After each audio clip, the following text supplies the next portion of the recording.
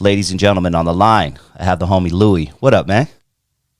Hey, what's up with it, Dusty? How you doing, man? Congratulations on that for almost 40K, man. Looking Going out. up and up, baby. That's what's up, man. That's definitely what's up. Thank you, homeboy. Good Really stuff. appreciate that. Really appreciate it, man. Looking forward to talking to you, man.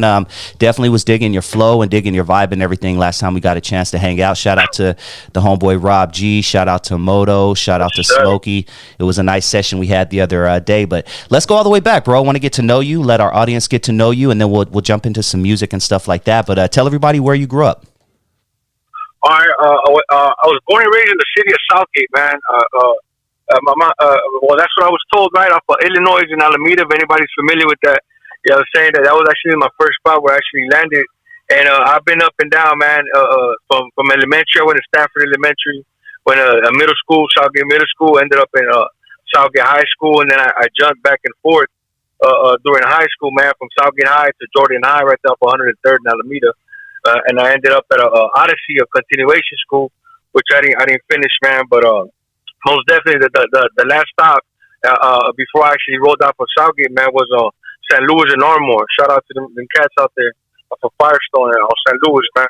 For sure. Yeah. I used to buy all of my tapes at the swap meet on Imperial and Garfield. That's where I got a lot of my hip hop knowledge from. Shout out to Kim. I don't know if he's still around, still alive, but he was the dude that hooked us up with a lot of tapes back in the day, man. Yeah. So Southgate, man. Let's talk a little bit about Southgate back in the day. Give me the good, the bad, and the ugly about growing up in Southgate. Well, back in 96, 97, man, I was transitioning from elementary to junior high, man, and I'm assuming just like everybody or whatnot, man, that was trying to be down and whatnot. I was trying to be down myself, man. I was trying to be a part of it and whatnot, man. And I remember we were in school and we had tracks, different type of tracks, the A track, B track, and C track, right? And I remember, man, like we started like banging on each other. Different tracks and shit. A track would beef it with B track, and B track would beef it with C track and stuff like that. And it was like the beginning stages of me, like I said, of me trying to be down, wanting to be down and whatnot, man, wanting to be a part of. And it wasn't until I moved into rolled out to middle school, man, that shit got a little serious, you know. So I was hanging around with certain crews and whatnot. I started like writing on the walls and shit. Eventually, I got jumped into a crew at that particular moment of time, and all of a sudden, man, it just happened out of nowhere, man. Like all of these cats that were claiming the same crew, like they started getting into hoods, right? And I started to see like it was starting to really get deep, man, and really get thick. Me personally, at that time, man, I started picking up smoking weed at that particular moment. So instead of me going full blast with that gangbanging, man, like I just started became like a bus smoker and whatnot. Ended up kicking it with a couple of cats, and we would smoke. We'd just be like the bus smokers basically for school. We didn't really. I didn't really get into heavy duty with the gangbanging, but I was always associated, man. Always affiliated or whatnot. Knew people from different hoods all over Southgate, man. And at that particular time, just kept it neutral. And that's where I guess like the music and hip hop started coming in for me. Like I wanted to be a rapper and whatnot, man. Yeah. Well, let's take it slow, man, because I know, everyone has a story now. And you said something that caught my ear because I myself for years in my early teens, was a tagger / graffiti artist. And I stopped when the crew started adding 13 to the end of the, to the end of their set and everything. And it became tag banging. And next thing I know, people are carrying pistols and all that. And I got into it for the art. So that's when I exited the game. So I have no stories of being a tag banger because as soon as I heard about that shit and that shit started popping like that, I was out. I just started writing on the papers and shit and just doing my own thing. But, the tagging back in the day was a scene all in itself, dog. Take me back to your writing days. Oh man, I got to be real with you. That shit wasn't even like so much like a career of it, but I just love the rush of hitting up the wall, man. Yeah. Going the hall and whatnot, man. Hitting up the lockers or hitting up the hallways and whatnot, man. It was a rush at school. Let alone hitting up with the spray can, hitting on Alameda right there between 103rd and between Tweedy and Southern, man. If anybody knows, that was before at that time, man. Before the tracks were like underground and whatnot, it was just like there was no wall right there and whatnot. But on the other side of Alameda, man, all these little like dead end streets and whatnot. We used to catch spots up there, if not up and down Long Beach Boulevard. That was always a rush. And for me, man, what I liked about as far as tagging it was the rush, man. It was something about the Yeah. spray can, man. Just just shaking it up and just putting up the mark, man. And at that time, I was writing Bizzy, Bizzy, man, and that was in honor of course, one of my favorite Bone Thugs and Harmony Okay. artists, man, Busy Bone, man. And that's how I took upon that name. But again, man, it was just a rush, man. It was just a rush of catching a spot and whatnot. And then on top of that, like even getting slashed, like like I was like, oh, what the fuck? Who do that shit and catch somebody else and going back and forth with it, man. But like I said, man, when that shit started like getting more serious, that's when I kind of like took a step back from that, man. Like didn't really wanted to get down like that and whatnot, man. I just love to write, man. Up to this day, like every once in a while, like just for the like I'm in Venice Beach and whatnot, man. It's been a while that I'm in it. I haven't done it, man, but it's something about getting the can, man, and just doing something on the wall, man, and just writing my name, like it just feels good, man. Yeah. It's like therapeutic, It was, and our generation, me and you, we're kind of close in age, not too far off, but our generation is the reason why they put all the spray cans now behind fences and shit and door. You can't get because we would literally rush the paint shop or rush Home Depot or whatever and just like as a group of 6 just boom, grab a bunch of cans, grab a bunch of Krylon, grab a bunch of those pens, those pilot, I think they were called pilots or something, I forgot, dude. It's been a long time, homie. But right, we're the reason why they did that, right? That's for sure, man. I remember getting out of school early, man, on Tuesdays at middle school. Back in 87, 88, man, we used to get out early Tuesdays, and we used to go racking right there. They used to be called Save-Ons, right there on Tweety, man, and I believe it was San Antonio, if I'm not mistaken, where Udi's Records was at. And we used to go racking right there, man, for whatever markers that we ever could get or whatever. The next day we would come through, man, and just hit up the whole school, whatever we can, man. Yeah, hit up the books too and shit, whatever we had, Yeah. It'd be fun, man. Good times, bro. Good times. Yeah. Who were you listening to at this time when it comes to music-wise? Oh man, hey, look, man. If I could take it real back with you, Desi. The first time I fell in love with music, man, and I was a little kid. I was about 3 or 4 years old, man. And I remember listening to fucking George Clinton, man. Okay. Somebody was bumping that shit next door, and that shit scared the fuck out of me, bro. The freak of the week type shit. Like, oh my God, it was just all these sounds, man, and all these shit. And I remember like going into the closet because I was like, fuck, there's some monsters outside. It was just banging, bro. And that with that, man, like I fell in love with just the sounds, man. Just hearing different sounds and whatnot. I grew up. I remember listening to the Chronic, man, back in 91, 92, if I'm not mistaken, man.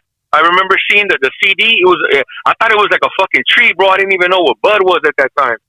So when I looked at the shit, I'm like, what the fuck is this tree leaf on this fucking CD? It was my uncle's CD, and I put that shit on, and I remember playing that shit, man. I think it was Let Me Ride. Biatch, you know what I'm saying?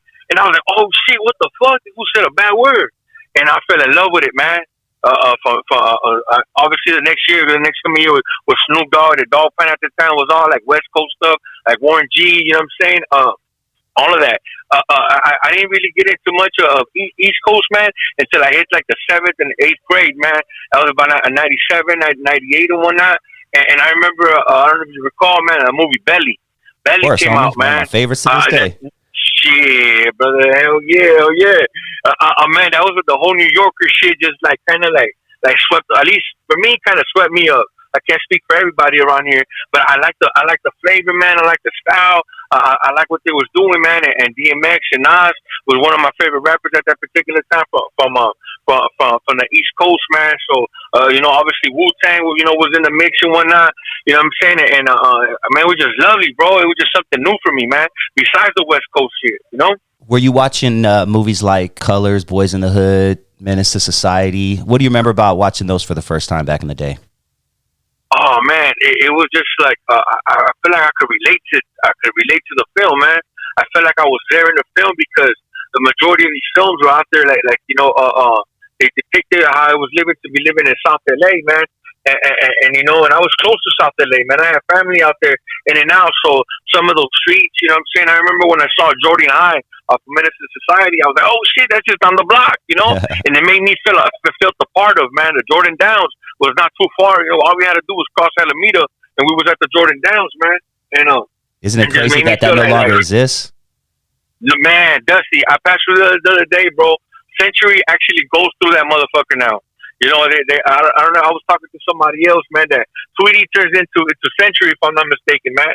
And how they made it, man. They made it seem like the project don't even it never existed, bro. Damn. It's a trip how they renovate all this shit, man. But I had a pass through the other day, man.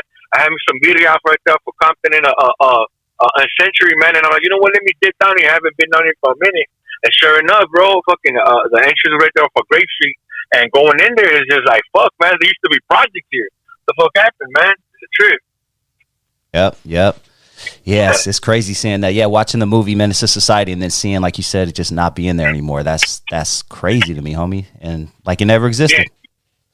Yeah, bro. Yeah. And you know, excuse me, man, for jumping around and whatnot, man. Go for it, homie.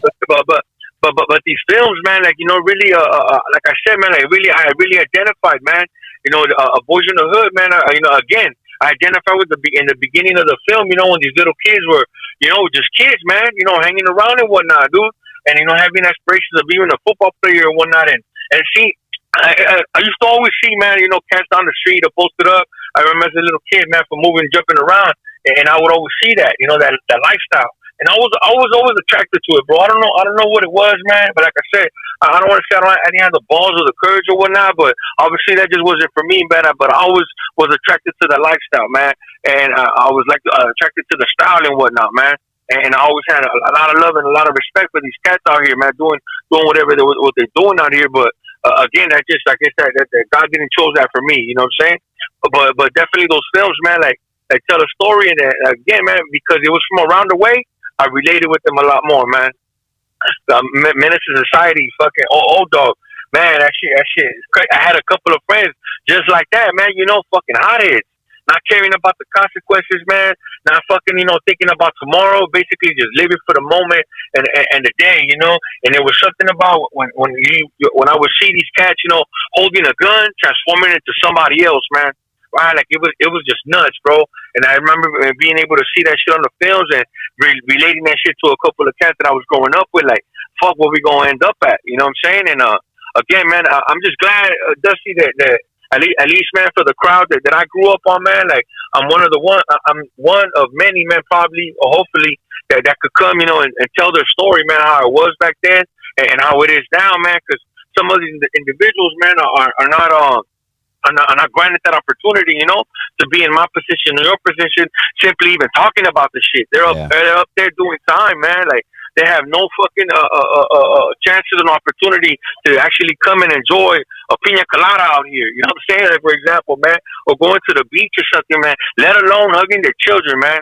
And for that, like I'm fucking grateful for, man. Like, I'm grateful that for whatever reason or another, the dice rolled the way they did, and I'm able to be, you know, on this side of it, man. And again, man, keeping in remembrance and always be grateful for the opportunities that I do have today, because again, some of these cats that I grew up with, man, like, they're never gonna have the opportunity, man. And again, I feel blessed because of that, man. So I kind of like enjoy these opportunities a lot more today, man, because of them, man. Yeah. Speaking some real game, man. Speaking some real truth. I love it, dog. Love where this conversation is going. That's right. Yeah. You being a Latino, homie, when you first saw American Me and Blood In, Blood Out and movies like that, what was your initial thought? Oh, mother, I feel like, again, that was me, but that was not me. And the only reason why I say that wasn't not me, because again, I didn't get into the game like it was. But again, man, the way our story or our culture got depicted as far as for gangbanging, you know what I'm saying? How it was, and I mean, to some degree, it's true. And you know, after years later, I've gone by, man. You know, obviously that film American Me caused a lot of trouble out here in the streets. You know, and my understanding is because they exposed a lot of things that maybe weren't supposed to expose. Yeah. But at the end of the day, man, like. Entertainment is one thing, man, but depicting the story is a whole different other thing, no matter what, you know. And I strongly believe that even though people might go against it or whatnot, man, American is an awesome film of what happens inside a prison, man. Whether I agree with it or not, that's none of me for me to say. But I feel that they did a great job, man, depicting the story, telling the story, or whatever, or whoever that might have been, man. You know what I'm saying? And again, just even as a little insight, bro, because again, I'm pretty sure a lot of people benefited from watching that movie, man, and maybe changed their ways. And on the other hand, maybe a lot of people got influenced by movies like that and went all out and ended up living out that movie. If you know what I mean. Of course, yeah. So it's kind of a little bit of both things, man. The two evils, man. Yeah. It's funny you said that because I've interviewed in the past a lot of former gang members, former active gangbangers, I should say, who lived in North Carolina, Georgia, South Carolina, Minnesota, Detroit, and a lot of them were influenced by movies like Colors and Banging on Wax. Do you remember the Banging on Wax tapes, the Crips and Bloods, Pyru Love? I remember I remember the covers, man. That's for sure. I didn't get a chance to have actually bumble, man. But I remember, like, shit, this shit is great. Girl, banging music. You know what I mean? I didn't know about it. But for sure, man. Yeah, it was influencing people all over the country. Even there's a huge gang activity or gang presence in the country of Belize right now, dog. And by most accounts, that was started by the movie Colors. Someone can correct me out there if it's Colors or another movie, but I'm pretty sure it was Colors. Someone said some dude watched it out there and just decided to, kind of get it cracking like that. But it's a trip, man. It's definitely a trip how that music and the movies had an influence on the world, right? That's for sure, man. And you know what? Another thing too, Dusty, I wouldn't be surprised, man. Even people from here, getting deported back to certain countries, like for example, like you said, Belize, right? I don't know if I'm pretty sure you heard about was the get down over there in El Salvador, man. MS-13, I mean. Yeah, bro. Even in Mexico, man, a lot of these cats were brought down as children, you know what I'm saying? They end up getting involved with gangs, ended up doing like really heavy duty stuff. And eventually, man, they took their culture, the gangbanging thing back then, and it just spread like a fucking cancer. You know what I'm saying? So maybe not only besides movies getting influenced, but probably even some people, you know what I mean, going back there and starting their own fucking that type of gangbanging down there, man. It's just crazy, man. That shit's just nuts, man. Let's talk about something that has gotten some news as of late. Big story. I'm not sure if you're familiar. Maybe you are. Hopefully you are. About Keffe D being arrested for his involvement in the murder of Tupac. Have you been keeping up on that lately? To some degree. Okay. To some degree, Don't man. even trip. Let's go back. Yeah. Let's go back because Pop. I know, right? Yeah. Go ahead. Yeah, we'll start at the beginning. Let's go back to 96 because you were, what I'm assuming, deeply entrenched in hip-hop, at that time, especially West Coast hip-hop. But what do you remember about, your first feelings when you heard that Pac was killed in Las Vegas? Man, that's one of the artists I didn't even get to mention when you mentioned like who was my influence of hip-hop, right? But anything I forgot to say, but just Tupac is just always in the back of my mind, man, because he had a major influence in me, man. It impacted me like a motherfucker, man. And I remember it was, if I'm not mistaken, man, it was a Friday the 13th back in '96, man. I was on that 110 freeway, man. It was about 3:30, 4 o'clock. I know it came out like a 4:03 later on. It came out. But I remember, man, I was stuck on the 110, man, with my uncle about to go pick up this lady, man. And we heard it was a 92.3, man. Fucking the beat that they mentioned that Tupac actually passed away. And I remember crying, Dusty. I know I might sound a little whatever the fuck, man. I cried when Easy died, homie. Bro, don't even. I fucking damn. I mean, like I cried. I teared up, and my uncle didn't really understand it when I started like laughing. Oh shit, what the fuck? Crying over Tupac. You didn't even know this cat. And I'm like, oh, by the way, it's Friday the 13th. And motherfucker starts laughing. But yeah, man, that shit rocked me, bro. Yeah, that shit rocked me, man. I was a fan, from the get go, man. From hearing Tupac, not only hearing Tupac, but Above the Rim was like really fucking relevant at that time, man. So I want to be wanted to portray fucking these characters for the movies and identify with Birdie a lot, man. You know what I'm saying? And it just rocked me, man. I remember before he passed away, I bought the double cassette. I couldn't even afford the CD at that time, but I bought the double cassette from the warehouse, man. I think it was right there in Southgate off of Otis, man. And oh my God, man, I fell in love with the motherfucker, man. It was so cool, man. I remember opening up the cover and shit and folding up like the credits and all of that, and folding it back up and reading them again, and it was just nuts, man. Like it affected me like a lot, a whole lot, man. That's for sure, man. I was really saddened by the story, man, at that time, man. Yeah, and Biggie 6 months later. I don't know how big of a fan you were. I wasn't necessarily a huge fan at the time. I didn't appreciate Biggie, unfortunately, until later on. But after his death, literally is when I was like, this motherfucker's dope. Now to this day, he's obviously one of my favorites. But, you know, just as a hip-hop head back then, what were you thinking when, oh shit, Pac, they killed Pac, and then 6 months later, they're killing Biggie? I'm going to be real, man. I remember when that shit was fuck Bad Boy, man. I was like on some fucking death row shit. I can't even lie, dog. Isn't that crazy? They had the streets. I was the same way, homie. I know hit him up literally word for word, dog. From everything he says, from fuck that bitch to the last word he says on that song. That's crazy. I mean, I gotta agree with you with that one, because me too, man. And I remember when Pac went out, man.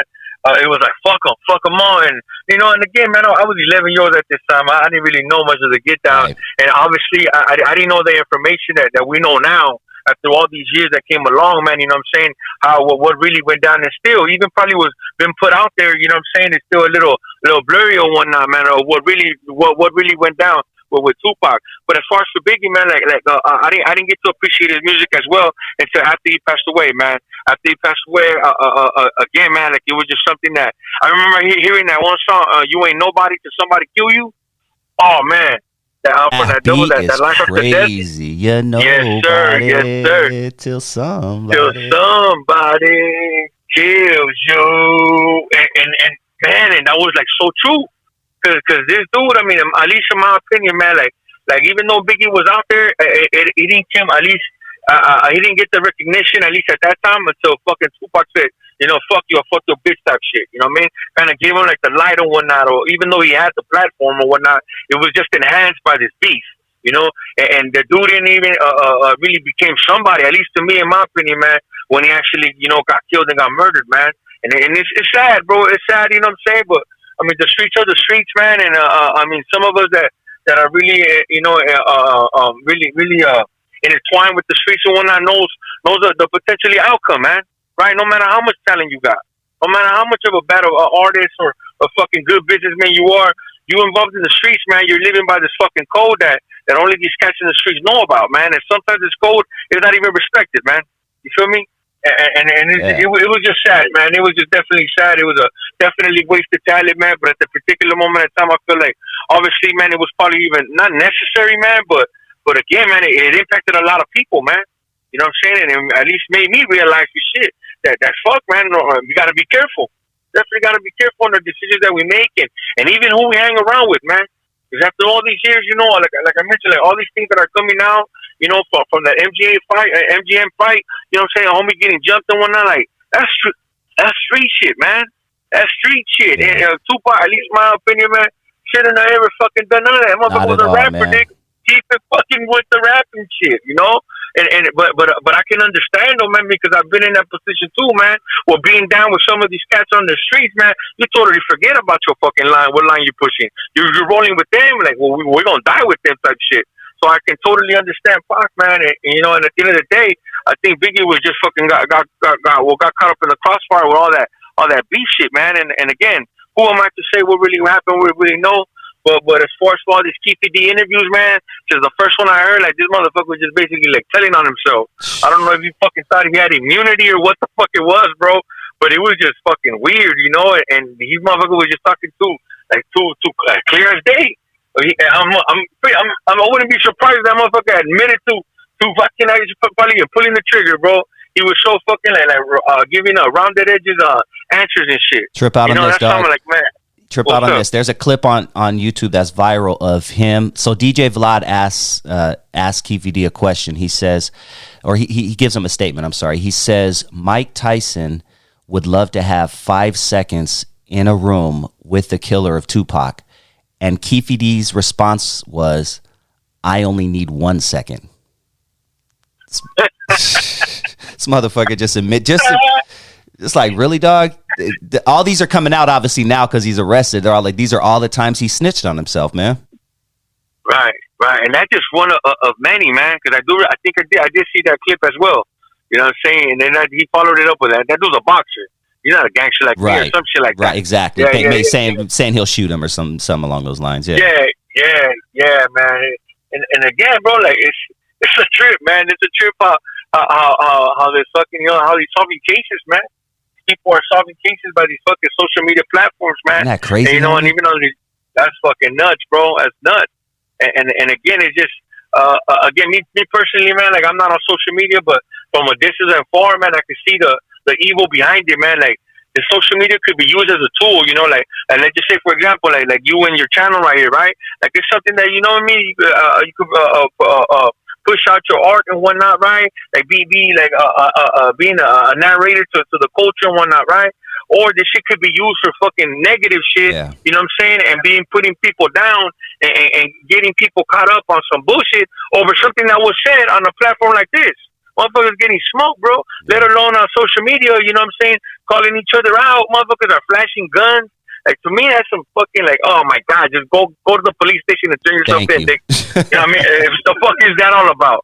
But again, Dusty, like, this is the generation we live today, man. Like, I even totally understand these youngsters or whoever out there doing that shit. It is what it is. That's the only way, I guess, to be acknowledged or to be seen or to feel part of, I guess. Maybe if you would have had that shit at that time, when we were growing up, we would have probably been on that shit doing the same stupid shit at that time. Yeah. But because me personally, because I'm older, man, like, and I see that a little bit, like, this is no fucking good. Like, no good at all. Like, this shit could be used, like I said, for good, to benefit you and enhance your life, or to basically end your fucking life sooner than what it's supposed to be, man. And that's something that we got to educate our children, man, and really keep an eye on our nieces and nephews of what the fuck they doing out here with this shit, man, because you never know, man. Motherfuckers could get, caught up down the street simply just going to the liquor store, man, and going buy something. And over somebody's comment, motherfuckers tripping out, gangbanging on each other over comments and shit. Like, it's just crazy, bro. It's just fucking nuts. Let's move on, man, to like the late 90s, maybe even early 2000s, mid 2000s.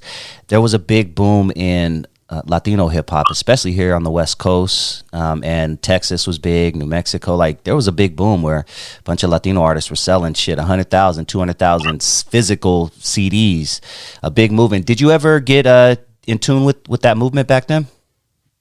Matter of fact, I did, Dusty, back in 2003, man. First I heard of, like, what it was called at that time, what it's still called to today. It was Chicano rap, man. Chicano rap, and I identified. Yeah, I identified it with that shit like a motherfucker, man. Like, I started bumping more of that shit than anything else, man. Like, obviously at that time, man, that I got introduced with it was the San Diego guys. So like Mr. Shadow, Mr. Little One, like Little Rob and stuff like that, man. It wasn't later on down the line, all these other artists came about, man. But what tripped me out though, Dusty, man, and I don't know if you could remember, man, but I remember Kid Frost and a lot of shit around being played on the radio, bro. Oh yeah. Alongside fucking Ice Cube, bro. Yep. Alongside fucking all these mainstream artists, man. Cypress Hill at that time, right? Even though I don't know, they were considered Latin or Hispanic or even Chicano rap, like, that wasn't even their thing. It was basically hip hop. They were getting played right next to Mellow Man Ace, man. Yeah, bro. All of a sudden, these cats. Yeah. Yes, it was. And all of a sudden, man, years later, these bald heads with white teeth and Ben Davis and shit. Oh no, they're Chicano rap. You know what I'm saying? But anyways, that was just something that kind of like flipped me out and tripped me out and whatnot. But I definitely got involved with that, man. And me personally, I saw a window that back in 2001, 2002, man. Well, that's when I began starting writing my raps, man. I was in high school battling a couple of motherfuckers during lunch and shit. I used to love to battle, man. That was a rush, the same rush as tagging and shit. But it was something with the words and with the beats and shit that was real cool. And I remember, man, like getting involved and recording my first EP, man. I went by the name of SA8. And I went through that door, man, of Chicano rap. I was pushing my CD at that time. I don't know if anybody out there will remember for being familiar with Lil Menace. He was on the Boulevard Records, man, and I remember me taking my unfinished fucking demo to Memo from Boulevard Records, man, and homeboy fucking loved it, and homeboy started pushing it, gave it a whole cover, pressed out a 1,000 or two at that time, man. It was 2003 when that shit came out. And I remember going with this cat, man. This dude was in a wheelchair. He had a spot out there at Santa Fe Springs, Swami, man. And every weekend, man, I would help him out. I would freestyle and shit. Show my bootleg CD before it was actually it was printed out, man. But again, bro, like I love Chicano rap. Even though at that particular moment of time, like I was kind of like again, even though I noticed that Kid Frost and a lot of shit around were getting played at that particular moment, and this Chicano rap was kind of like, oh, this is something the side, like radios can't play this shit for whatever reason or another, right? But we was out there pushing it, bro. I remember flipping CDs, man, and getting money on that, like COD, baby, and that shit was a rush, man. Like I used to love that shit, you know, getting paid for the CDs in hand, man, and me, like what the way I took my CD at that time, it was called SA8. It was 323-213, man. I pressed up besides the ones that Boulevard Records pressed out. I pressed out 1,000 on my own, man, and I hit the streets myself. I was right down Pacific and Huntington Park, Pacific and Florence, HP, when I used to be cruising and shit. Yeah. I remember walking it, man, Long Beach Boulevard, back and forth, from Firestone all the way to Florence sometimes, man, just, you know, pushing my music, man, pushing my shit. And again, man, I wish I could have said it was something else came about that, man, you know, as far as pushing the music, but I ended up getting caught up with some personal issues, you know, life issues that happened and whatnot. But again, man, like definitely I could say I was a part of that movement, at least right here in my area, man, that's for sure.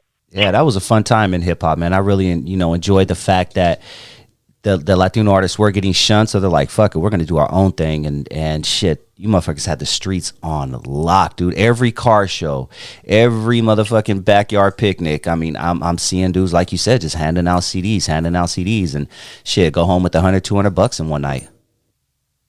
Shit, man, that was lovely, bro. I remember we did that shit, a couple of friends of mine, man, homies of mine, right down St. Louis and Armo, man. Like, I remember bringing my demo and shit, and these cats like falling in love with it, because I was just fucking throwing South Get Up left and fucking right, you know. And these cats, you know, identified it with so much, man. One of the cats, you know, his name was Henry, man. He ended up like fucking pressing up burned a gang of CDs and shit. Took a couple of pictures of me, man. And he fucking broke his printer for printing out the little cover to the CD. Yeah. But I remember we hit that night, man. It was at the Southgate at Paseo Theater, man. And I remember before we left the block, man, this cat, named Miggy, man, he reminded me to this day, yo, Louie, you remember when you told us that we were gonna come back to the block with some bitches, some beer, and sure enough, man, we had some fucking ladies that came through, man. We ended up buying some fucking beer in a bottle and shit, and we celebrated, man. We had a little bit of money on the side. I don't know who the fuck bought the fucking that demo shit, but we came back with it and we scored, and we felt like winners, man. We definitely felt like winners, man. It was like something that we did in the garage, man. It was just something that we threw up in the air. And that same night, man, we came back with it, with that and some. And with the confidence, like, fuck. On top of me, man, because I was the one on the CD. I was like, man, this shit could be done, man. Like, this shit could really definitely crack. And that's when eventually, like, I took it to Boulevard Records, and that was a whole different other thing that happened after that, man. But I definitely believed in that shit, man. That's for sure, man. Damn. You remember Norwalk Records? Yes, sir. Yeah, yes, sir. Man, I have some good memories about Norwalk Records. Even the Norwalk swap meet, dog. Just different places where you just went to get whatever hip hop was, because not all the swap meets had, you know what I'm saying, the same tapes. You know, some areas would have certain shit. You're like, oh, I never heard this before. Proper Dose? Oh, shit, who is this? You know, that's how you kind of go around and you start learning about different hip hop in LA, man. And that was such a good time, bro. I didn't know there was a group called Norwalk's Most Wanted, man. Yes, exactly. Same here. Norwalk Records, yeah, man. And that shit was popping. I know so many people who had that CD back in the day, dog. I go to random people's house and be like, oh, shit, Norwalk's Most Wanted. And they live in fucking Artesia or Cerritos or some shit. You know what I mean? Yeah, man. That shit was a trip, man. That definitely was a trip. That was lovely right there. Yeah. What are your thoughts on this current state of hip hop, bro? I don't know if you keep your ear to the street, but it's a different breed than it was when we were coming up. You know, back in the day, we glorified the drug dealer. Now they're glorifying the drug user. You got these dudes on all kind of drugs. You know, there's some good music coming out. Don't get me wrong. You know, but what are your thoughts on the whole state of hip hop in general? Well, and again, man, this is just my opinion and whatnot, man. I don't want to mean to disrespect for anybody. Everybody's entitled to their opinion, man. And today I'm open-minded, to hear and even discuss this topic and many others, right, without getting personal with it. But hip-hop, man, has been evolving, bro. Since since the 70s when it came out and whatnot, right? It was a different, in the 80s, 90s, it was a whole different thing, in 2000s and so on and so on. And it's going to continue evolving, man. And me personally, man, art is an art. No matter whatever it is, whatever color it is, it's a form of somebody expressing themselves. Whether I bump today's music or not, I'm gonna be real with you, man. Like, it's very, very limited. But at the end of the day, man, like, it's music. At the end of the day, if somebody's art or expressing their art in one way or another, and yeah, man, the idolizing, consuming dope. Whatever dope that might be, from fucking pills to alcohol and whatnot, man. Let alone fucking, all the other shit. You know what I'm saying? I wouldn't be surprised if fucking fentanyl is being fucking pushed out there one way or another. You know what I mean? Even though that's just getting, killing motherfuckers left and right. Like, fuck it. I mean, it is what it is. People are gonna speak about what they speak. But me personally, man, like I said, man, it's an art form, man. It's definitely an art form. All these youngsters, I don't know if I was talking to Rob G, man. I was talking to somebody else concerning the social media shit. Like, at least the time when I was making music, man, like I had to literally press out again, burn some CDs, put a little cover to it, or just fold the fucking paper and write my name on it, and then go sell it. But not because of the social media, man. Like, there's no need to do none of that shit. All you gotta do is record a fucking song, put that shit on, kick it up on YouTube, or push that shit on the Instagram or TikTok or whatever, and some way, somehow, that shit will get pushed no matter what. You know what I'm saying? So I think the open door, open window of social media in itself, the whole platform of the internet, has allowed all these artists, man, to fucking flood this fucking, the land with all this artistry, bro, one way or another, whether it's good to you and back to me. At the end of the day, man, I see it like it's another Louie way back in the day, just trying to expressing himself, trying to fucking make it, man. That's all, I don't agree with some of the shit that they're pushing, man. Even the degradation of women, man. Right? Like I know at that particular back in the day, calling bitches and hoes. Today, that's like nothing. Yeah. Or whatever these fucking women are fucking rapping, bro. Whatever they're exposing is a little too fucking my pussy pink, my booty hole brown. My God, like I don't even need to watch porno. I just need to actually listen to this chick. I probably fucking get hard simply by what she's saying, But again, though, Dusty, that's where we at today, man. You know what I'm saying? Is there somebody in particular at fault? Well, I mean, maybe we all have a little part to play, man. At fault. But at the end of the day, man, I have the right, I have the choice to play this or not to play this, man. Right? I got an 18-year-old son, man, and my son is the complete opposite of me. Like, he don't listen to the shit I listen to, man. You don't dress the way I dress. I'm bald. This fucker got the long hair. He plays guitars and shit. I rap. You know what I'm saying? So he's into the punk scene and whatnot, man. And again, it's just a different form of art, man. And hip hop is gonna continue evolving, man. And I think the lack of guidance too, man. Yeah. The lack of the lack of guidance behind these artists. Be careful what to push that or don't push that, man. And again, just because again, when we record this shit, man, and we throw it out there, it's gonna be out there for somebody to grasp, man. It's like basically fucking, filling up a needle with dope and just throwing it out there. Somebody's eventually gonna pick it up and use it, man. So we gotta be, at least today, my understanding now of this blessing that we have as hip hop, man. Like me personally, I got a personal responsibility, man, of what I put out there, man. Because again, somebody's gonna listen to it for whatever reason or another. And there's repercussions and there's consequences of what I'm gonna put out. And I think the lack of that, brother, the lack of accountability, man, has had these artists, just throwing whatever the fuck they're throwing out there, not knowing the consequences of this shit. I know not too long ago, I don't know if you recall, man, but maybe about a year ago or so, that there was an incident out there in fucking in Hollywood, bro. Hollywood hired some shit about these youngsters ODing off of fucking they were supposedly buying perks. You know what I'm saying? And they ended up fucking copying fentanyl. If I'm not mistaken, it was over there on that. It was over there on that side, man. But these kids weren't even thinking they were buying fentanyl. They were buying perks. And you hear that shit, man. I didn't know about a perk until I heard fucking Future talk, rap about this shit, you. Or even Lil Wayne talk about some shit about lean. I didn't even know what the fuck was that shit, bro. I thought it was.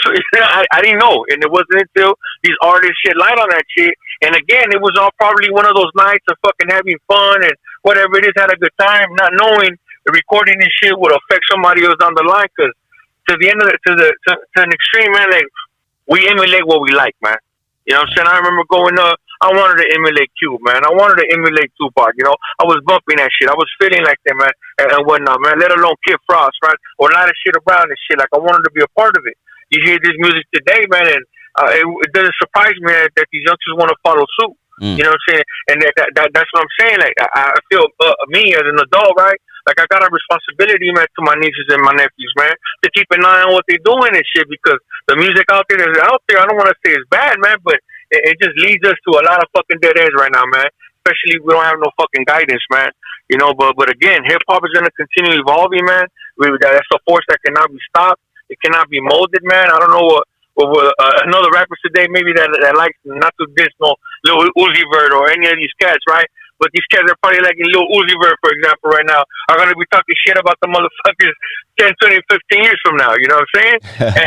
and vice versa, man. All these cats, oh, you motherfuckers bumping Lil Uzi Vert. Who the fuck is that? Just like all these other new artists don't even give the proper dues to Tupac or Biggie or fucking, you know, all these other artists that kind of like paved the way. Because they thinking again, you can't compare the fucking past with the present, bro. There's no comparison. You know what I'm saying? At least in my opinion, man, the artist indents their print at that particular moment of time, and it is what it is, and it can't be compared to the future in the music or even the present artist at the time, man. And again, that's just my personal opinion, but I mean, if hip hop is gonna continue evolving, man, and it's a beautiful art form, man. At least for me, man, if it wasn't a hip hop, an opportunity to get behind the mic, man, I would have probably ended up in a worse situation than I did ended up at. But at least I got a glimpse, man. I got a taste of it. That hip hop for me was a way for me to express myself, man. Write down my feelings at the same way, whether they were good, bad, or indifferent. You know, and I was able to express it and was able to connect with other people without even knowing me, man. That's fucking beautiful right there, man. Yeah, man. Hip hop definitely is one of the reasons that I'm still alive today, personally. So I feel you on that. I definitely feel you on that. Yeah. Hip hop kept me out of the streets at a certain age where it was fun in the streets. It was cracking. But you know what? I like recording in the studio just a little bit more. So I'm going to go on and hang out at the studio and do my damn thing. You know what I mean? While everybody else is going to jail, unfortunately, getting shot. You know, I'm recording music. So I feel you on that, homeboy. You couldn't have said it better. Yeah. Anything you want to promote? You have anything coming up? The floor is yours, man. Oh, thank you, Dutch. I appreciate you, man. Well, first and foremost, man, I just want to thank you and your platform, man, for giving me the opportunity, man, even just to sit down with you, man, and chop it up, go back and forth with you, man. To me, any type of acknowledgement or recognition for me today, it's a blessing in itself, man, because there was a point in time in my life, man, that I was no good, you know. I was really heavy in my addiction and whatnot, man, and I kind of lost sight of my purpose at that particular moment in time, but at the end of the day, man, I feel like I've been able to cross over to this line, man, and I got some time on my belt right now with a little clarity and whatnot. And again, man, loving life one more time. And I'm grateful that I was able to reach a certain age, man, to, again, make the right decisions to really enjoy life for what it is, man. But as far as for music, man, at this particular time, I gotta give a shout out to my boy Rob G, man. If it wasn't for Rob G, I'm gonna be real with you, I probably wouldn't even be fucking recording. You know, homeboy has hit me up plenty of times, man. You know what I'm saying, to come and drop a verse and whatnot, right?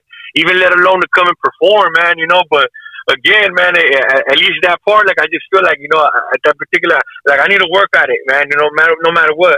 But when it comes to writing and recording, man, like I'm all for it. I'm definitely all for it. But most definitely, man, I will be having hopefully some music out and whatnot, man. Let alone, like, my son, like I mentioned to you guys earlier, man, like, he's into that punk rock type thing. He's forming his own band. He just admitted himself to school and whatnot. Nice. Or he has a music program. So one thing I do know that I can help my boy out is what not to do in the fucking music industry or on the music level. You know what I'm saying? Like, I believe that because of my experience, man, like, I could help certain artists and whatnot, man, of how to take it a little further than Louie did and shit, or you know, because again, I have the clarity today, man, and I have the experience of what not to do, man. So other than that, man, as far as, you know, for music, like, I would definitely love to you know, push my boy out there, whatever it is. Obviously, like, I'm supporting my son and whatever he wants to do, man. I really don't like the fucking punk scene and the mosh pits on me. Like, I don't like that shit, especially when my son gets in the midst on me. I'm like, that shit hurts me, dog. But I see this kid having fun, man, doing the damn thing, you know, in a healthy way. I see that it's not unhealthy, at least at this particular moment in time, and just basically, you know, continue the movement. And maybe I didn't make it in what on the music, but at the end of the day, man, to support my son, man, and just to help him out, you know, and maybe achieve his dream, man. As far as for me, on the other behalf, man, me personally, man, I just want to live life, man. I've been for a long, I got 5 years right now, man, and active in recovery. And you know what? And I'm not trying to push that here and whatnot, but Nah, please again, do, man, homie. like Please do. okay, well, I got 5 years, man, in recovery. You know, from I ended up, being a meth head and whatnot. Something that I always said that I wasn't gonna do and shit. Even growing up, like, oh my god, you guys gonna fucking tweaker and shit like that. Well, I became the motherfucker I was talking shit about. You know what I'm saying? And today, man, I'm clean from all that shit, man. Like, I'm active in recovery, man. I do what I do to stay clean. You know what I'm saying? It wasn't when I got like 90 days clean and whatnot, man. I was able to go back to the studio and I wrote some shit. You know what I'm saying? Clean. I was able to record it clean. Like, it was a fucking illusion, at least for me at that time, man, that I needed to be fucked up or I needed to put myself in a fucked up situation to draw to draw some artistry and whatnot, right? Today I was able to do it clean, man, and that was the fucking ultimate for me. Being able to record in the studio without fucking being recording gibberish and shit, not even be able to fucking slurring my words and thinking that this is what it's supposed to be. I was able to do that shit clean, man, and again. However far I took it, man. And today, like, I believe in that shit, man. Like, I definitely believe in recovery, man. Like I mentioned earlier, like, I'm enjoying my life today, man. I'm present today. I'm mind, spirit, and soul, man. Like, I'm definitely present. You know what I'm saying? And I see the struggle out there, man. And you know what? That definitely could be me all over again. I don't want to do that shit no more, man. Like, I'm cool. Like, I'm good. You know, thanks to Rob G, man. Like I said, I even got linked up with you, man, and connected with you, and it's lovely, man. And my active addiction, I wouldn't even probably even met you. You would have probably even asked or being concerned about, even giving me 10 minutes of your time, bro, because, again, I was that lost, And today, man, like, I have hope, bro. Like, I have hope that anybody that wants to change, man, or wants to turn around their life, like, there's a way to do it. You know what I'm saying? And if you're out there and you're listening and you want to know how to do it, man, shit, well, get at me. I'll let you know on a one-on-one basis what I've been doing to stay clean and whatnot. At the end of the day, man, like, I totally respect anybody that still want to party, that still want to do their thing. Like, it's all lovely, it's all cool. All I know is that I can't be that, man, because I take one and I get lost, man, and I know that for a fact, So today, man, I'm just really really open-minded, man, and really aware of my decision making today, man. And I want to live, man. I don't know about you, Dusty, but I want to see grandkids, Hell baby. yeah, homie. And I want to see grandkids. Hopefully, hell yeah, man. And I remember I was chopping it up with you that day at the studio when you were mentioning about investment, right? Like, when investing and shit. Like, man, today, because I'm clean, like I'm a little bit more in tune. Like, all right, like, how can we make a little bit money the legit way? Because there's ways out there. Yeah, we just gotta apply ourselves, and we gotta get the right information to go with the right people in order to move that and shit. And again, because I'm clean, those opportunities will be coming, man, and I will be taking those opportunities. And again, hopefully, we hit, however that may be, man, and we're able to take it back to the block and again, educate our people, whether it's our family and our inner circles, man, or those are our families out there in the street, you know what I'm saying, to get theirs, man, and to encourage them, again, to live life, man, and to make the best of it, man. Because as me and you were speaking, Dusty, I strongly believe this shit, man. Like, and I say this shit all the time. Every time I get a chance to do whatever I do, man, there's somebody in jail, man, that's never gonna come out. Never gonna come out, man. And me and you are right here, enjoying life. Later on, we're gonna enjoy our family and whatnot. We're gonna have dinner and whatnot. You know what I'm saying? And the weekend is coming up, and we're gonna be able to do whatever we want. But there's somebody in jail, man, that's never gonna come out or have that privilege to, just because of that one split decision that they made, man. You know what I'm saying? If they would have thought the consequences and whatnot. But at the end of the day, it's a privilege, man. Definitely a privilege for me, and I don't want to let that shit go to waste today, man. So I'm on my recovery type thing, man. Again, I don't promote it or announce it or try to baptize motherfuckers with it. You know what I'm saying?